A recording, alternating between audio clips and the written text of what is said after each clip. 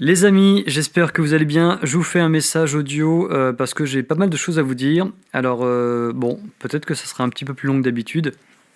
Mais voilà, on est le 26 janvier 2021 et j'avais besoin de vous exprimer plusieurs choses. Déjà, vous dire que en 2021, c'est une année de transition et c'est vraiment une année pour nous tous, pour chaque citoyen français et même pour chaque personne dans le monde, je pense. C'est une année de positionnement.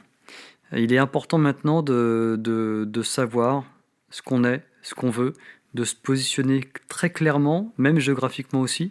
Mais en tout cas, je pense que c'est important de mettre l'accent sur qu'est-ce qu'on veut tous.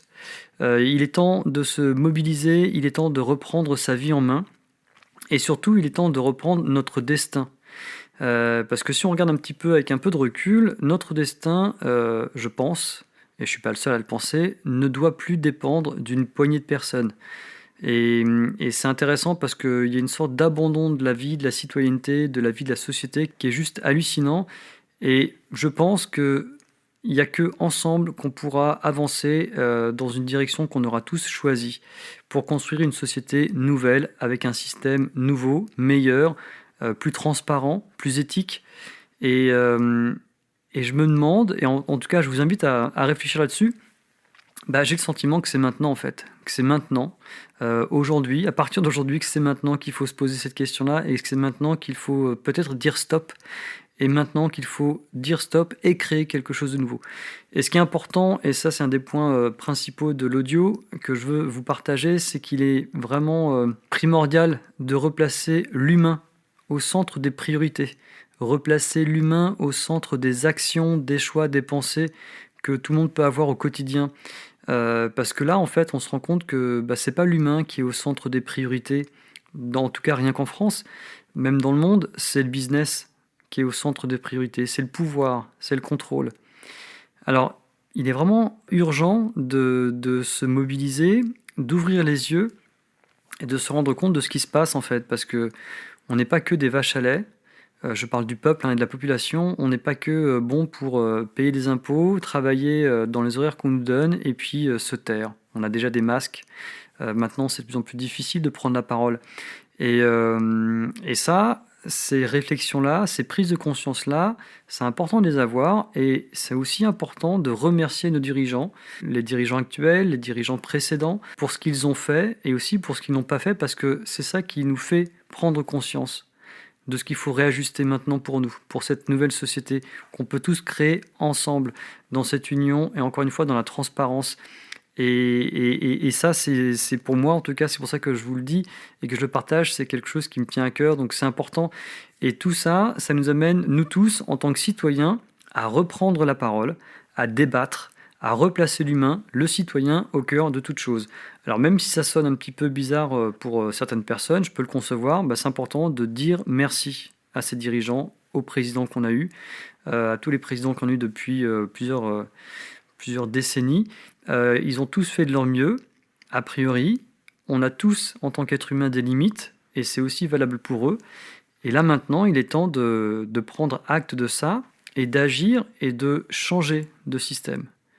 On ne peut pas continuer comme ça, c'est plus possible. Si on continue comme ça, on s'asphyxie, on meurt. Il n'y a plus de démocratie, il n'y a plus de liberté, il n'y a plus rien en fait. Donc c'est vraiment une année de transition 2021 pour comprendre et agir. On peut prendre l'exemple d'un sport d'équipe. Alors, je vais prendre le foot, mais on sait très bien que dans un sport d'équipe, reprenons le foot, si un joueur n'est pas bon dans un match face à l'équipe adverse, en général, le coach, l'entraîneur, qu'est-ce qu'il fait? Bon, il voit qu'il a un joueur qui est pas très bien. Robert, il est pas top. Bon, bah, il attend un petit peu quelques minutes. Il lui laisse un petit peu le bénéfice du doute. Et ensuite, bah, si rien ne s'améliore, qu'est-ce qu'il fait? Mais il rappelle son joueur et il le remplace. Voilà. Il change de joueur, on change de système. Et ben, je pense que c'est ce qu'on doit faire en fait. Il est temps que les millions de Français qui sont en âge de voter, qui sont en âge de penser sur cette société-là, il est temps que tout le monde se réveille, qu'on sorte de la peur, qu'on sorte de la torpeur, qu'on sorte de ce que les médias nous donnent et nous gavent en permanence, et qu'on se dise, ok, quel est le rôle, moi en tant que citoyen, comment on peut tous s'unir à l'échelle locale, régionale, départementale, nationale, comment on peut construire une société différente. Pour rappel, j'ai rien contre notre président, mais c'est pas un président qui a rassemblé une majorité écrasante avec des voix de dingue pour son quinquennat. Alors, en même temps, il n'y a pas que lui, il y en a d'autres évidemment, mais il y a quand même eu 25% de taux d'abstention au second tour, ce qui est juste un quart de la population en âge de voter, ce qui n'est pas rien, plus 4 millions de votes blancs ou nuls. Et si ça aussi, c'est une des choses qu'on pourrait changer, c'est de prendre en compte l'impact d'un vote blanc ou nul, qui devrait autant avoir d'importance que de voter pour Pierre ou pour Paul. Voilà, ça c'est des choses qu'on pourrait changer et que moi je trouverais juste équitable en fait. Bon, cela dit en passant, voilà, je vais revenir un petit peu sur le point du débat parce que c'est quelque chose qui m'importe, surtout quand on parle de la voix. Il y a quelque chose qui est un phénomène un petit peu drôle et hallucinant, mais bon, c'est pas très grave. On l'a tous vécu. Il y a quelques mois en arrière, on va revenir en février-mars 2020. Il s'est passé quelque chose d'assez intéressant, c'est que à ce moment-là apparaissait le Covid avec la pandémie et puis tout ce qu'on a connu. Mais à ce moment-là encore, le débat était possible, le débat était ouvert, et la question principale, c'était d'où vient le virus, quelle est son origine ? Et on pouvait communiquer, on pouvait échanger, il y avait un tas de dialogues, il y avait un tas de scientifiques, de médecins, de journalistes, de personnes, tout était encore ouvert, tout le monde était sur la table pour échanger, pour partager ses opinions. Le mot complotiste n'était pas encore là, et ça, c'est encore un truc de dingue, cette notion de complotiste, parce que finalement, ça arrange tout le monde et c'est facile, simpliste et complètement con d'avoir cette rhétorique maintenant. Ah, tu dis quelque chose qui est dans l'opposition, hop, c'est complotiste. Il n'y a plus de débat, en fait, on ne peut plus échanger. Il faut juste se conformer, on ne peut plus échanger. Et donc, je reviens à ce qui s'est passé donc, en février et mars 2020. Il y avait ce virus avec une origine inconnue, et un an plus tard, si on regarde un petit peu avec du recul, de manière très basique, on n'est plus du tout dans cette problématique-là. Un an plus tard, le problème, c'est plus le virus ni son origine qui est encore inconnue, ça tout le monde s'en fout a priori. Le problème, c'est nous, c'est le peuple, c'est les autres en fait. C'est-à-dire qu'il y a eu un glissement de terrain, sans que personne s'en aperçoive, certainement, enfin je sais pas. En tout cas, il y a un glissement de terrain où maintenant, c'est le peuple, alors sous couvert de protection, mais sous couvert de nous protéger, il nous enferme, il nous muselle. A priori, est-ce qu'on est concerté depuis un an dans une démocratie ? Pas du tout. Il n'y a aucune concertation. Ils nous font porter la responsabilité de la pandémie, surtout sur les jeunes. Les bars, donc on va les fermer, les restaurants, les salles de concert, les théâtres, les lieux publics, les lieux culturels. Vous connaissez, je ne vais pas vous faire toute la liste. On nous culpabilise. On va nous isoler, nous diviser, ça c'est mieux aussi, il faut bien diviser, il y a les pour masques, les contre masques, il y a plein de thèmes avec des pour et des contre, et comme ça, en fait, on éloigne le problème. C'est que si on a mal à l'épaule, on va nous taper sur la jambe, comme ça on aura mal à la jambe. Et sans arrêt, en fait, on éloigne le problème. Et c'est intéressant de voir à quel point ça fonctionne, tout le monde se divise. Et à côté de ça, petite cerise sur le gâteau, on laisse mourir les personnes âgées dans les EHPAD sous prétexte de leur sécurité, parce que c'est mieux d'être isolé, de ne pas sortir de sa chambre, de ne pas voir sa famille. Voilà, il y a des choses qui sont carrément hallucinantes et ahurissantes, en sachant que le personnel soignant fait de son mieux, mais bien sûr, c'est eux qui prennent les décisions. Donc là, j'ai un petit peu envie de sortir du cadre de politesse et de vous réveiller un petit peu et de vous dire, mais putain, bon sang de bordel de merde.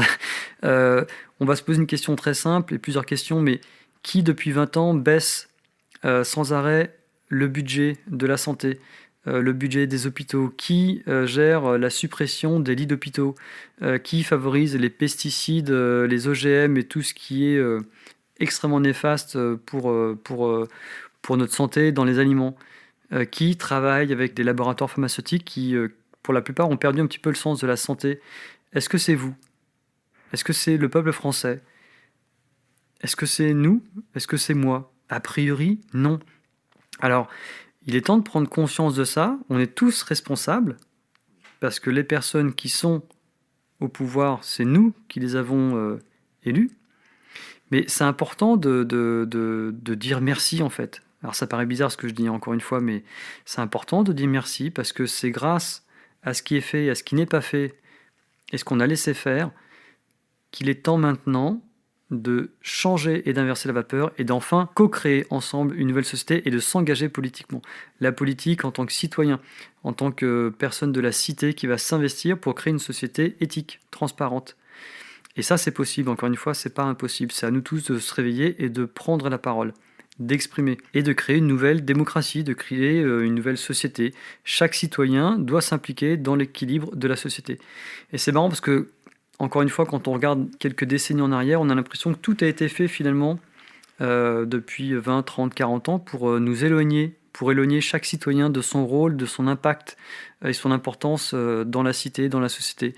Du coup, mathématiquement, vu que tout le monde se fout de la politique et que les jeunes sont désabusés par la politique, parce qu'il n'y a plus aucune crédibilité, c'est le grand boulevard pour que des personnes s'installent tranquillement, et puis après, nous, on se plaint. Donc, encore une fois, c'est important qu'on reprenne les rênes et que chacun fasse entendre sa voix. Alors, peu importe par les médias, par les réseaux sociaux, dans la rue, par des groupes, faire des groupes de parole, des groupes politiques, des mouvements, tout le temps dans quelque chose de pacifiste et dans l'union, évidemment, mais c'est important de stopper cette crise politique pour, encore une fois, que l'humain soit au cœur de l'attention.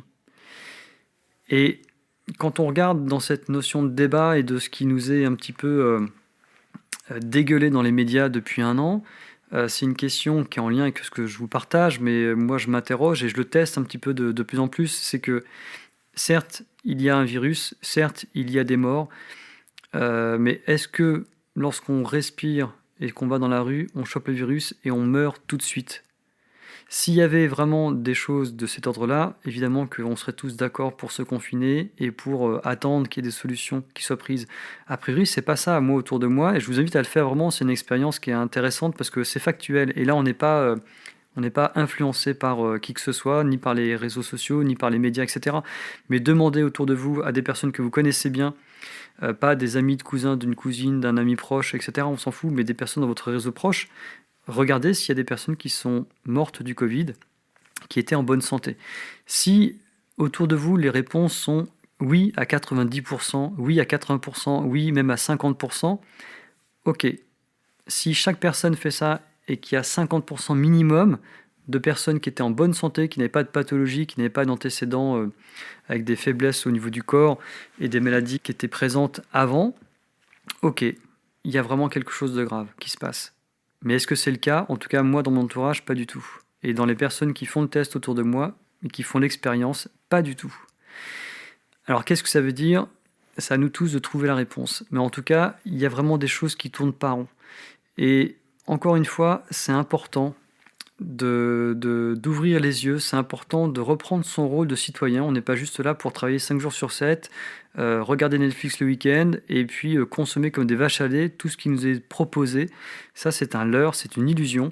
C'est important de prendre la parole, d'ouvrir les yeux, d'éteindre la télé et surtout par rapport à ce qui se passe au niveau de la santé, parce que tout est fait pour diviser. Alors il y a les masques, il y a les pour et les contre, il y a maintenant le vaccin. On sait très bien qu'un vaccin, il ne faut pas sortir de Saint-Cyr, il faut regarder ce que les spécialistes disent. Il faut au moins 5 ans minimum de recul pour qu'un vaccin soit efficace, en sachant que là, a priori, il y a plein de variants, donc il y a plein de souches différentes. Bref, c'est encore un autre débat. Mais en tout cas, c'est important d'ouvrir les yeux et de libérer la parole. Vraiment, je vous invite à libérer votre parole. Sortez de la peur, libérez la parole, créez des groupes, unissons-nous. Unissez-vous, créez du réseau. C'est important d'exprimer que finalement, il est temps de changer de système. Ça ne fonctionne pas. Ça fait 1 an que ça se casse la gueule. Très bien. Soyons tous ensemble et changeons de système. Voilà, c'est un audio un petit peu long. En tout cas, vraiment, 2021, c'est une année de transition et de positionnement. À vous de trouver votre vraie posture. Gardez espoir, courage, lumière et surtout amour, amour, amour. C'est l'amour qui chasse la peur. C'est pas l'inverse. L'amour chasse la peur. Donc, cultivez l'amour et surtout le contact avec ceux que vous aimez. Belle journée à tous.